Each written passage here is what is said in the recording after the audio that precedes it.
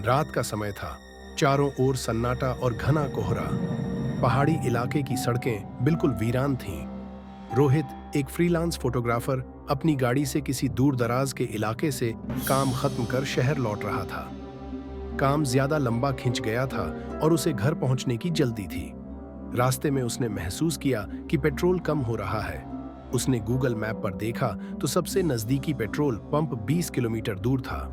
जैसे ही उसने गाड़ी बढ़ाई, कोहरे के बीच उसे एक पुरानी काली कार दिखाई दी जो सड़क के किनारे खड़ी थी। कार का मॉडल कुछ ऐसा था जो रोहित ने पहले कभी नहीं देखा था। कार के पास न कोई इंसान था, न किसी तरह का मूवमेंट। उसके हेडलाइट्स जल रहे थे और कार बिल्कुल नई जैसी चमचमा रही थी, जबकि बाकी सब कुछ धुंधला और पुराना लग रहा था। रोहित ने अपनी गाड़ी धीमी की और कार के पास जाकर रुका। उसने खिड़की से झांकने की कोशिश की, लेकिन भीतर घना अंधेरा था। तभी अचानक कार के दरवाजे के अंदर से एक धीमी आवाज आई, आओ, अंदर बैठो।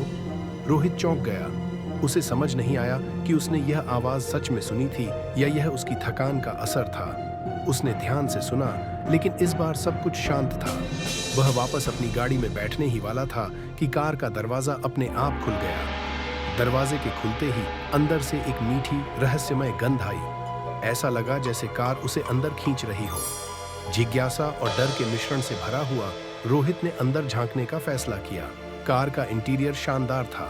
चमचमाते लाल लेदर की सीटें, सोने की फिनिशिंग वाला डैशबोर्ड और एक पुरानी घड़ी जो हमेशा 11:59 पर अटकी हुई थी। रोहित ने सोचा कि यह कोई पुराने समय की लग्जरी कार है जिसे शायद कोई कलेक्टर यहां छोड़ गया होगा। जैसे ही वह कार के अंदर बैठा, दरवाजा जोर से बंद हो गया और गाड़ी अपने आप स्टार्ट हो गई। रोहित घबरा गया।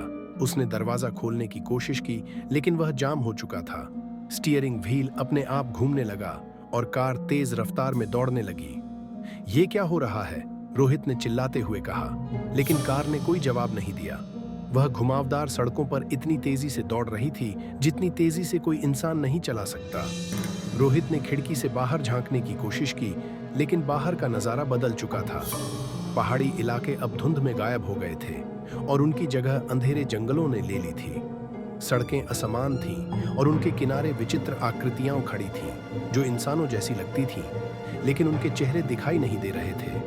कुछ देर बाद कार एक वीरान गांव के बीचों बीच रुक गई। गांव में कोई रोशनी नहीं थी और घर खंडहर बन चुके थे। रोहित जैसे ही बाहर निकलने की कोशिश कर रहा था, कार का दरवाजा अपने आप खुल गया। उसने डरते हुए कदम बाहर रखा। तभी उसे पास के एक घर से हल्की रोशनी दिखाई दी। रोहित ने वहां जाकर दरवाजा खटखटाया। दरवाजा अपने आप खुल गया। अंदर एक बूढ़ा आदमी बैठा था जिसने एक पुरानी किताब पढ़ रखी थी। तुम्हें वह कार यहाँ लाई है? बूढ़े ने बिना सिर उठाए पूछा। हाँ, लेकिन यह सब क्या है? ये जगह कहाँ है? रोहित ने कांपती हुई आवाज में कहा। बूढ़ा आदमी हंसा। यह कोई साधारण कार नहीं है। यह उन लोगों को ढूंढती है जिनके जीवन में कोई अधूरा सच छिपा हो। क्या तुम्हें नहीं लगता कि तुम भी कुछ छुपा रहे हो? रोहित का चेहरा फीका पड़ गया। उसे याद आया कि बचपन में उसने एक गलती की थी जिसके कारण उसके सबसे अच्छे दोस्त की जान चली गई थी। वह हमेशा इस बात से भागता रहा था। यह कार तुम्हें भागने का मौका नहीं देती, बूढ़े ने कहा। यह तुम्हें वहां ले जाएगी जहां तुम्हारे अपराध का सामना करना पड़ेगा। तभी रोहित ने महसूस किया कि कार फिर से स्टार्ट हो गई है। बूढ़ा आदमी गायब हो चुका था। रोहित वापस कार में बैठने पर मजबूर हो गया। इस बार कार उसे उसके बचपन के शहर में ले गई। सड़कों और गलियों ने उसे उस जगह पर छोड़ा जहां उसका दोस्त विशाल उस दिन पानी में डूबा था। मुझे माफ कर दो विशाल, रोहित चिल्लाया। यह मेरी गलती थी कि मैं तुम्हें बचा नहीं पाया। तभी पानी की सतह पर विशाल का चेहरा उभरा। उसकी आंखें काली थीं और उसने कहा, तुम्हें सच्चाई कबूल करने में इतना समय क्यों लगा? रोहित डर के मारे बेहोश हो गया। जब उसकी आंख खुली तो वह फिर उसी काली कार में था। कार वापस वीरान सड़क पर दौड़ रही थी। उस रात के बाद रोहित कभी घर नहीं लौटा।